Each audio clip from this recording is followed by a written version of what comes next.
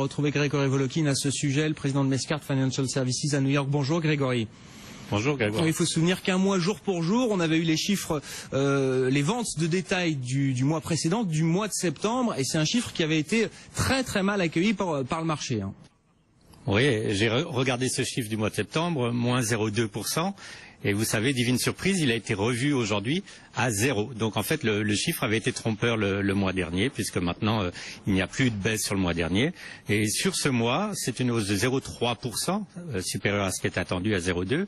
Et surtout, si on regarde le groupe de contrôle, c'est ça que la Fed regarde, et c'est ça qui influence le produit national brut, c'est une hausse mensuelle de 0,5%.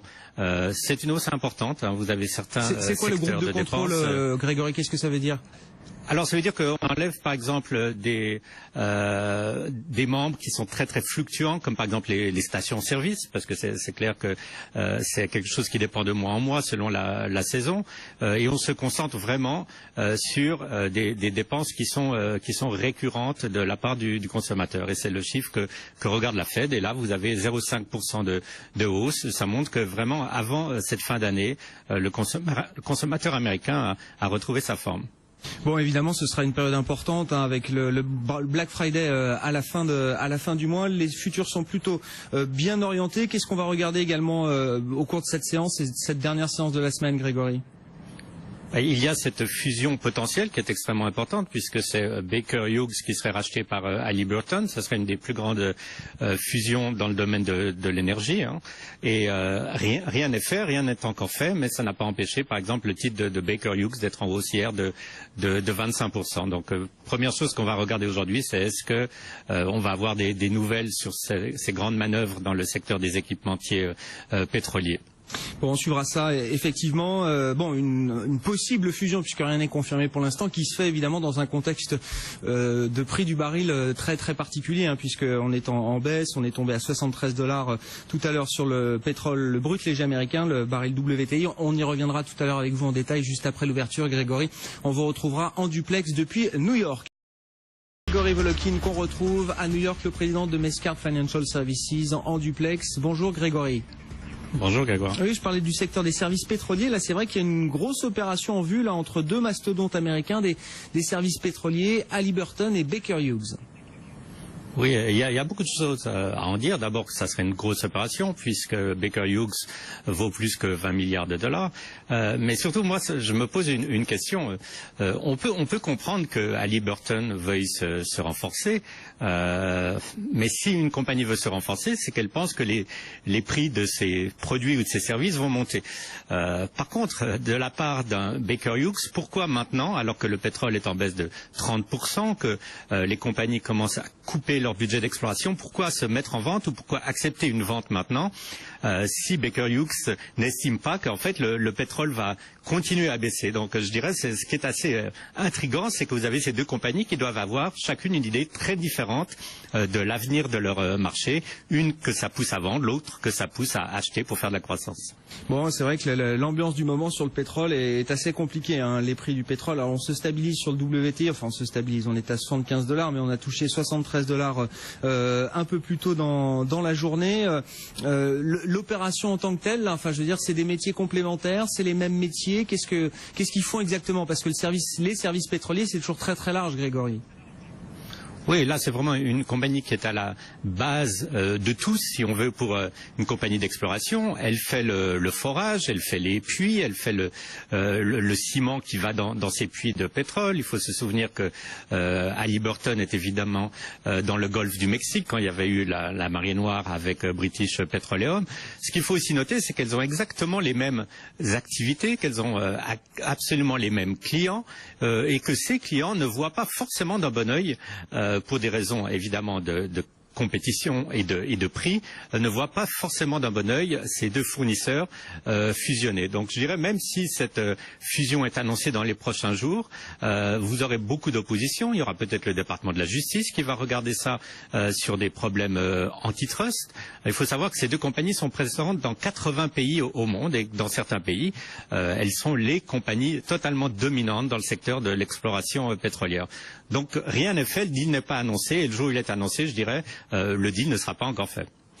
Bon, et puis alors du côté de la consommation, on respire un petit peu. Enfin, les ventes au détail, là, nous rassurent parce qu'on avait eu un chiffre inquiétant. Alors, un chiffre, bien sûr, sur un mois, en septembre dernier. On se souvient, là, c'était au cœur du mois d'octobre, les séances du 15-16 octobre, on avait ces espèces de sell-off là qui se succédaient en Europe et à Wall Street. Et c'est vrai que ce chiffre des ventes au détail, là, qui était tombé sur le mois de septembre, qui était en repli, je crois que c'était le plus mauvais chiffre qu'on avait eu depuis 7 ans aux États-Unis, avait évidemment participé à la panique générale. Tout ça semble oublié aujourd'hui quand on regarde le chiffre qui a été publié tout à l'heure pour le mois d'octobre, Grégory. Oui, alors d'abord, on va revenir sur ce fameux chiffre de septembre. C'était une baisse de 0,2%. Vous vous souvenez sûrement que quand j'étais intervenu, j'avais dit un chiffre sur un mois ne veut rien dire. Et en fait, non seulement ce chiffre ne voulait rien dire, mais il a été revu à la hausse, puisque maintenant, quand il a été republié, ce chiffre du mois de septembre, il a été republié à 0, donc des ventes de détail qui ne bougeaient pas. Et là, maintenant, sur le mois d'octobre, je dis pas que ça veut dire quelque chose, mais en fait, le chiffre est en hausse de 0,3%. Et même le groupe que regarde la Fed, qui est le groupe de contrôle, c'est-à-dire le groupe où on élimine les ventes de voitures et les ventes aux stations d'essence et les matériaux de construction, ce groupe de contrôle est en hausse de 0,5%.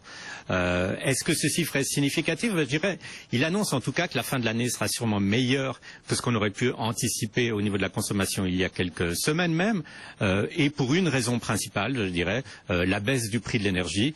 Qui ça favorise le plus? C'est vraiment le consommateur. Il faut savoir que l'essence à la pompe pratiquement en baisse de 30% depuis le début de l'été, et les factures d'électricité, de chauffage vont arriver cet hiver bien en dessous de ce qu'elles étaient l'année dernière. Bon, il y en a deux qui vont pouvoir consommer. Je suis pas sûr en même temps qu'ils avaient des gros problèmes de fin de mois. C'est Mohamed El-Erian et Bill Gross. On a eu le montant de leur bonus pour 2013. Enfin, on a presque du mal à y croire là, parce que bon, PIMCO, c'est la Galaxy Alliance, donc on est quand même chez un assureur allemand. Là, on a des chiffres assez délirants sur les compensations qu'ils ont reçues l'an passé. Les deux ont quitté la société PIMCO. Alors Mohamed El-Erian, il est toujours chez Allianz, mais Bill Gross est parti dans une autre société de gestion. On est sur des chiffres qui se comptent. Enfin, c'est trois chiffres devant. Hein. Oui, je vais vous parler des chiffres, mais tout d'abord, pourquoi ces chiffres? C'est parce qu'en fait, les employés de PIMCO et surtout Bill Gross étaient un partenaire dans la compagnie, donc il était intéressé au profit de la compagnie, et les employés de PIMCO sont très bien rétribués. Alors le chiffre, Bill Gross, total compensation, donc ce qu'il a gagné l'année dernière, 290 millions de dollars. Et Mohamed El-Erian, que vous avez rencontré la semaine dernière, 230 millions de dollars. Alors essayons de mettre ça en rapport, non pas avec un salaire normal, ça n'a aucun intérêt, mais surtout avec le salaire de leur patron, parce que comme vous dites, PIMCO appartient au groupe Allianz. Monsieur Dickmann, qui est le CEO du groupe Allianz, a un salaire tout à fait respectable de 7 millions d'euros l'année dernière, mais évidemment, c'est très très loin de ces 290 millions de dollars. Faut-il y voir une injustice? Non. En fait, ce qu'il faut surtout voir, c'est que quand Bill Gross avait été racheté par Allianz, il avait réussi à négocier un deal dans lequel les employés et les partenaires de PIMCO gardaient 30% des profits pour eux. Donc c'était très bien négocié. Chapeau. Parce que je veux dire, c'est quand même dans le milieu de la gestion d'actifs, où il y a quand même de très grosses sociétés américaines, c'est pas des montants habituels. Enfin, dans des hedge funds, qu'on puisse voir ça, certes, mais dans la gestion d'actifs classique, on va dire traditionnelle, ayant pignon sur rue, c'est pas ces montants-là d'habitude.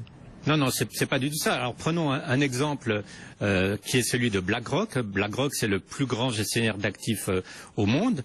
Son président CEO Larry Fink a gagné 20 millions de dollars l'année dernière. Le plus grand gestionnaire d'actifs a gagné donc 15 fois moins que ces deux gérants ou ex-gérants de PIMCO. Donc c'est, comme vous dites, plutôt des chiffres de hedge fund, hein, des gens comme Schwarzman, par exemple, qui gagnait l'année dernière 300-400 millions de dollars. Mais ça veut dire quoi? Ça veut dire que c'était en fait des sortes de partnership qui avaient été très bien négociés au moment où il y avait eu cette acquisition par Allianz. Merci beaucoup Grégory Volokin. Bonne fin de séance à vous et bon week-end à New York. Le président de Mescart Financial Services, on va marquer une pause. On se retrouve dans un